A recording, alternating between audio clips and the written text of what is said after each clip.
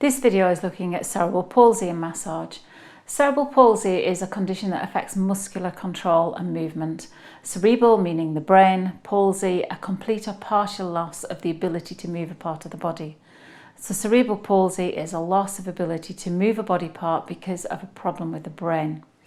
It's usually caused by an injury to the brain before, during, or quite rarely after birth. Usually caused by a lack of oxygen to the brain, but it can also be an infection in early pregnancy, abnormal brain development, and very rarely trauma to the brain in early infancy. There's 4 classifications of the condition: spastic, athetoid, ataxic, and mixed. Spastic cerebral palsy accounts for around 70% of all people with the condition. The muscles will be very stiff and can be permanently shortened, and this can make movements very jerky. Athetoid cerebral palsy occurs in approximately 20% of cases. Some people with this type of cerebral palsy have slow, writhing movements of the hands, the arms, the feet, or the legs. Some people have sudden muscle spasms, and the movements cannot be controlled. Sometimes the tongue or the facial muscles are affected.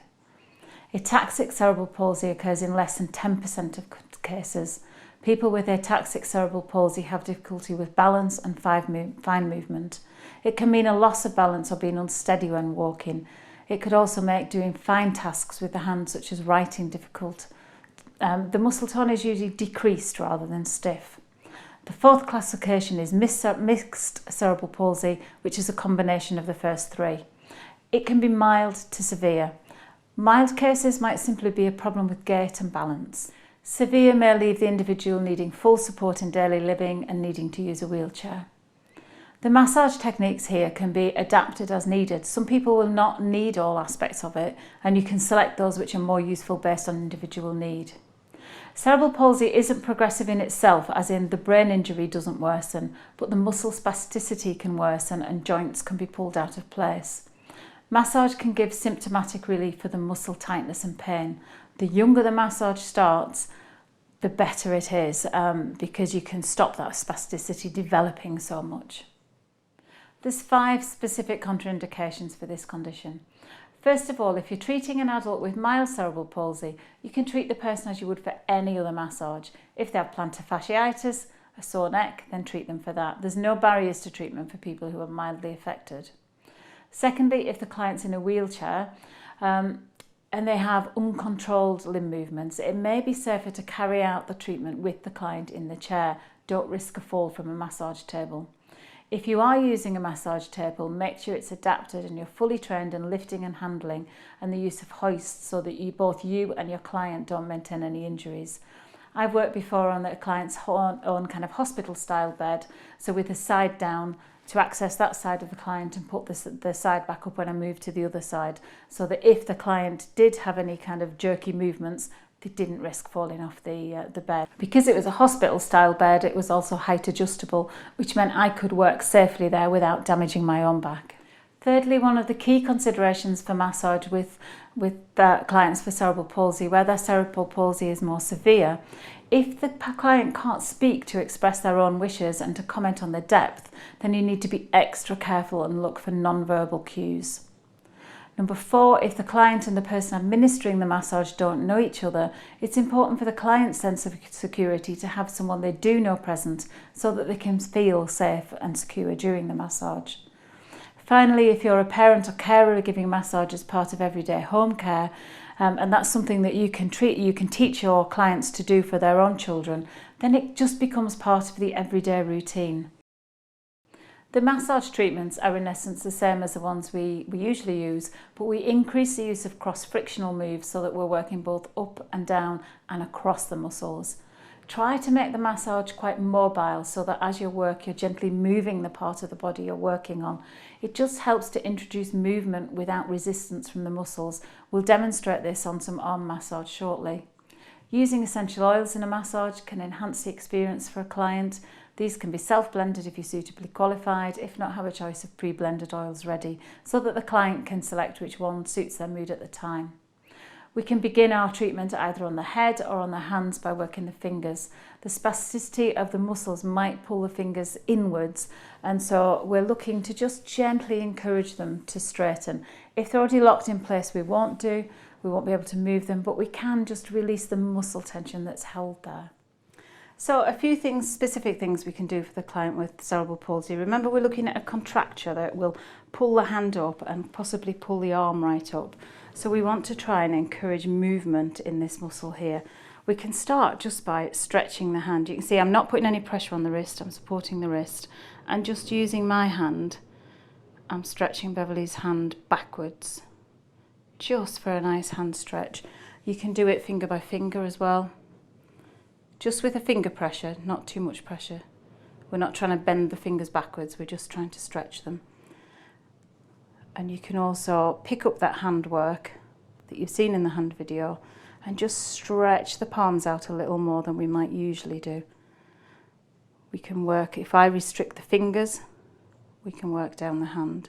So it's a little different to how we normally do the hand work.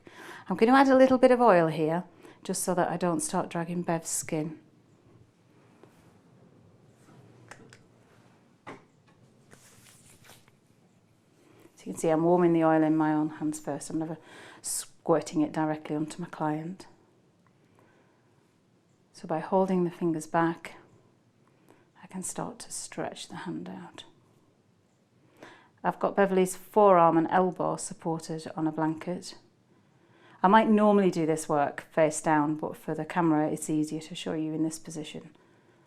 So we're working in a little of an unusual position, but work in whatever position you want. You can do this seated. You can do this with your client seated. And we're then going to move up to the arm, where I'm going to restrict the bottom of the muscle here. So you can see the muscles coming in here, and I'm just going to hold them and stop them moving, so that as I'm sliding up, let's move that blanket a little bit. As I'm sliding up the arm, I'm holding the muscle at the end. And it just provides a little bit of a resisted stretch as I'm massaging.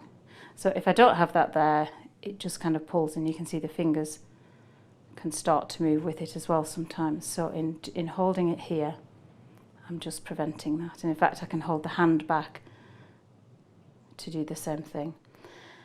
And then we're going to do that cross-frictional work. So normally we've been working upwards, up towards the heart, and we're working with the run of the muscle. So the muscle is coming this way, and we're working up the muscle. But because there's contracture here, we want to work across the muscle. And you can do this in quite quick movements. I'm working in both directions, but any pressure I'm applying, I'm just applying upwards. You can do it this way if that's easier. You can do it with your fingertips. If the client's arm is resting on the table, it's a little bit easier to do it that way. But I'm using my thumbs and I'm going against the run of the muscle, because I'm trying to just encourage that stretch. And then again, I'm holding the hand back, I'm returning to that stretch up. And you can see there Bev's fingers just twitching as I'm moving the muscle here. That's quite normal. Just shows you've got a nice connection between hand and arm.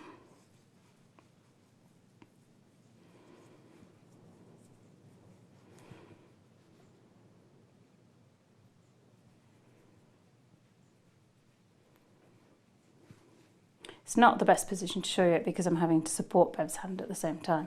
But if the arm is down, you can see there what I'm doing, just going across. So one hand's coming across. If I slow it down, thumb's coming across, the other thumb's coming back across the same area. Then I'm moving up, moving up.